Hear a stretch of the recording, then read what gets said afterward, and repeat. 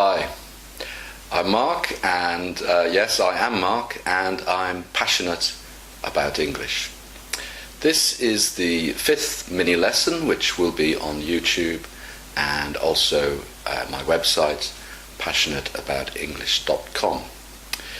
Now, I want to have some fun making these mini lessons for you, and also I believe the lesson starting in September will be a lot of fun for you and for me. So today, yesterday in mini lesson number 4 you met biscotto, and today, as you can see, my hair has grown and I'm wearing a wig. Now, it's easy to learn words if you've got a memorable way of learning them, and I hope by wearing this you will never forget the word wig.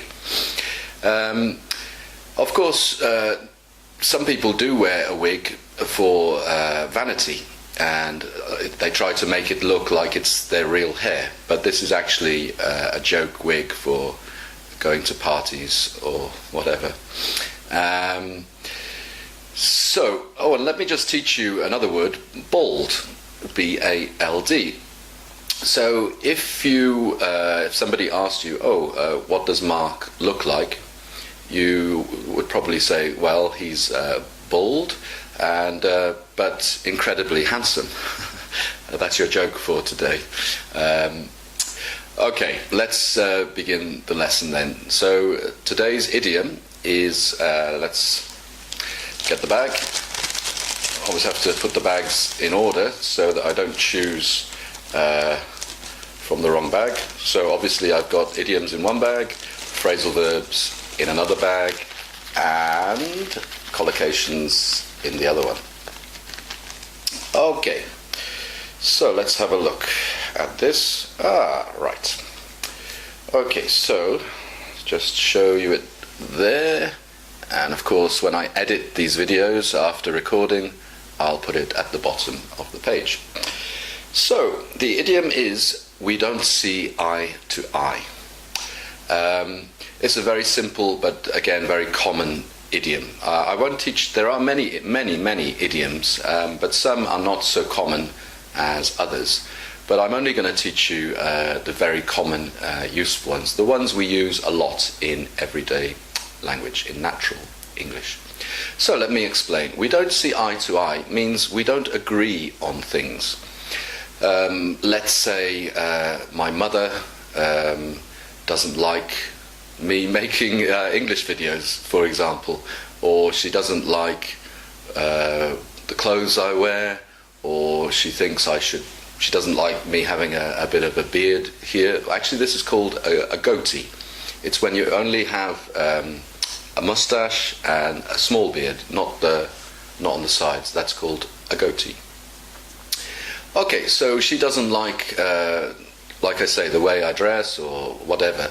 So we disagree on those things. We don't see eye to eye. And of course, you might, maybe at work, in your job, there's somebody that you really don't get on with very well. And you disagree on just about everything. So you could say, we don't see eye to eye. Okay, so useful idiom. And let's get the right bag for a phrasal verb. And it's very difficult to just pick one. Okay, get in. Okay, it's very simple. Phrasal verb, get in. Okay, so there are many phrasal verbs with get, and I will be covering those in great detail and looking at lots of them in my weekly courses beginning in September. So basically, get in just means, for example, when you leave to go on a trip in the car, you could shout out, "Come on, get in." It means just enter the car, but we don't say enter the car in English. So, and of course the past would be I got in the car. But we don't actually say that for a bus. We actually say get on the bus and get off the bus at the end. And same with a train. So get in means, we often use it for a car, but it kind of means for other situations too. Or you could, a tent, for example, you get in the tent, or get in the room, get in the house. So get in is very common, but the problem with the phrasal verbs with get is there are so many of them, and you need to get the phrasal verb right. Okay, so let's pick a collocation. Now, some of these will be more difficult, but if you really want to improve your English and speak more naturally, they are essential. Okay. Okay, I told you I'm passionate about music, and this is related to music. It's the collocation is a catchy tune. Now, tune can mean a song, or maybe even just a little part of a little bit of music. Maybe the song, it's not a song, it's the bit of music at the beginning of a TV program or so on. And so tune is kind of another word for song or bit of music. And when it says catchy tune, catchy means it's very easy to remember, or it gets in your head very easily. So I just thought of a song from when I said head. I don't know if you remember the song by Kylie Minogue, I just can't get you out of my head. Okay, so and get you out of my head means I can't forget you. I keep thinking about you all the time. But it was a very catchy tune, or a catchy song. So she can't get the guy, her boy or her man friend, out of her head. She can't stop. She keeps remembering him all the time. She can't forget him. Might be a good thing. Maybe she wants to remember him. And in this song, I think that's true. But also, you might want to forget somebody, but you can't get them out of your head. Okay, so that's a catchy tune. And also, at the end of each of these mini lessons, I'm going to be playing a bass riff, as you've probably seen by now. And I'm only choosing bass riffs which are catchy.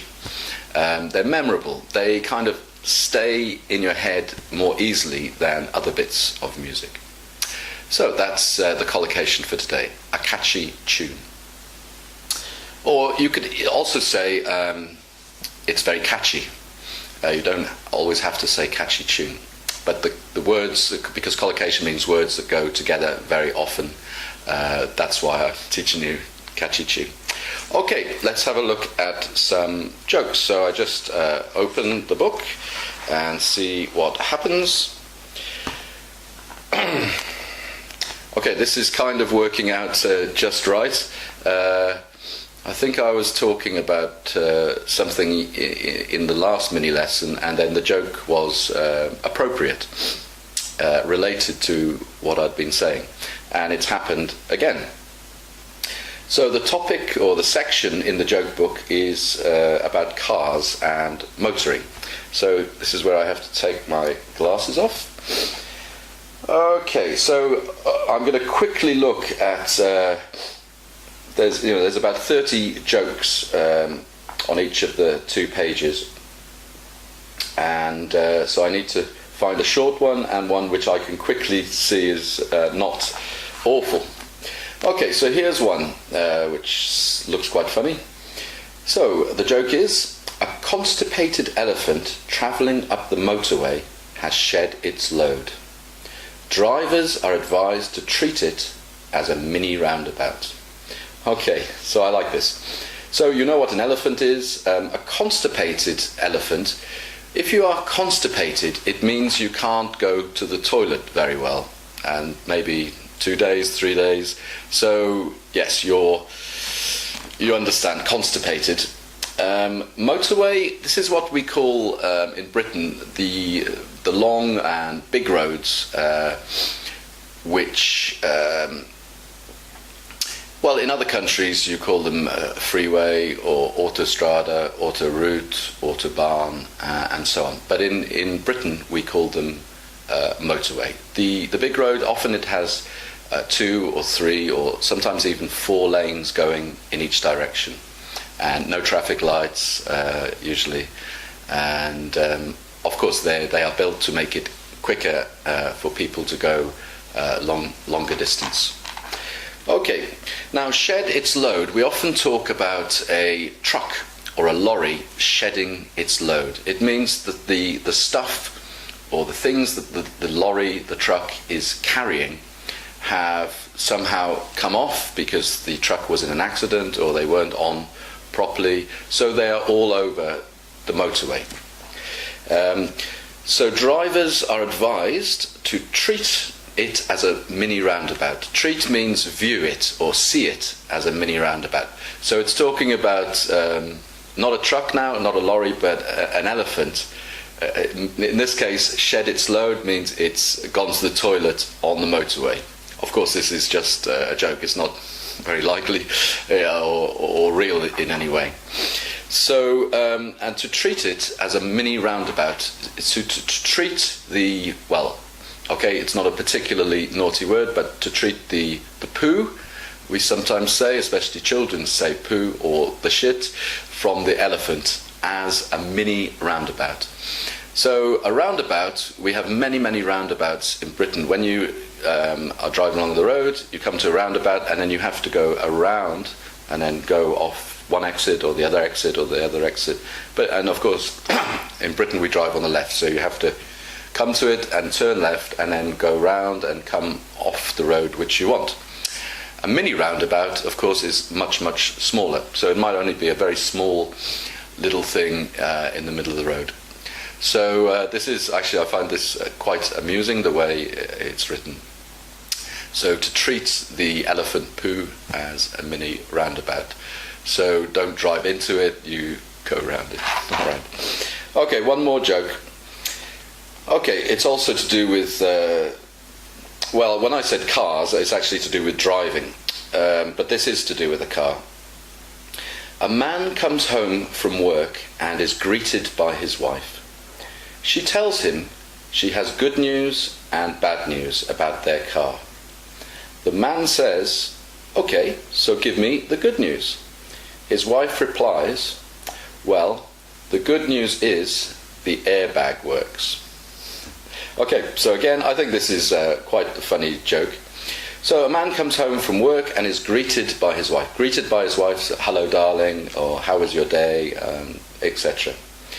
And we often say to a friend, "I've got some good news and bad news," and which would you like to hear first, the good news or the bad news? And then the other person says, maybe the bad news or maybe the good news. But in this case, she says, "Well, give me the good news." And his wife replies, his wife says, "The good news is the airbag works, ... Okay, so an airbag is often we have on the behind the steering wheel or under it, I guess. So if you're in an accident, the bag inflates and it stops you from hitting the windscreen or the steering wheel. So it's there obviously to reduce injuries if you are in an accident. But the funny thing is here, of course, she has been in an accident and she's got to tell her husband about the accident. But she says first, "The good news is the airbag works." And then, of course, that means that she's been in an accident, but she's now got to say, "Oh, sorry, darling, I've been in an accident, the car is..." A little word for you is a write-off.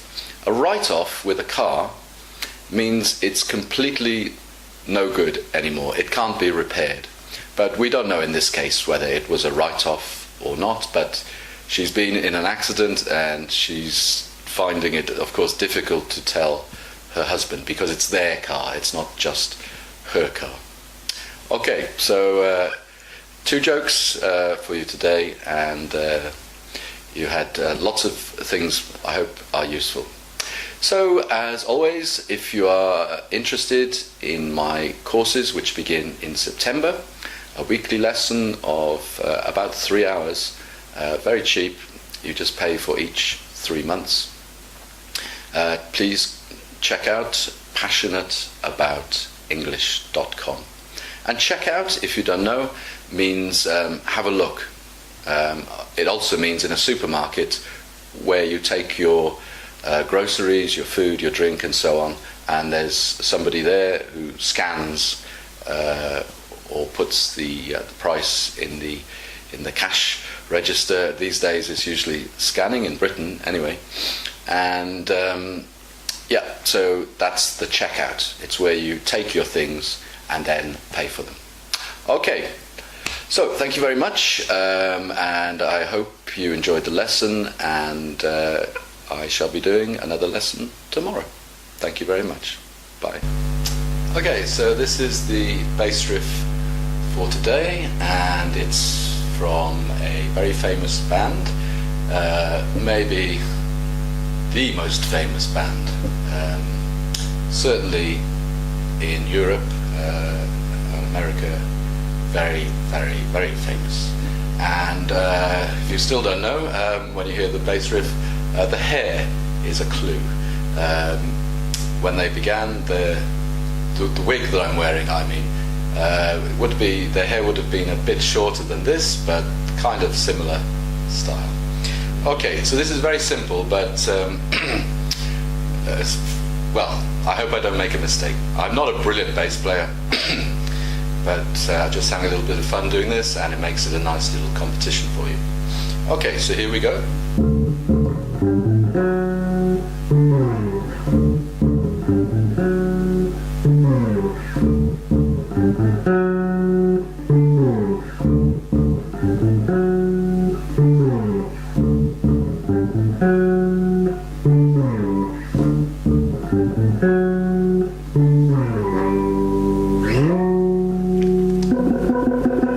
Okay, so that's the bass riff for today, and as I said, very famous band, and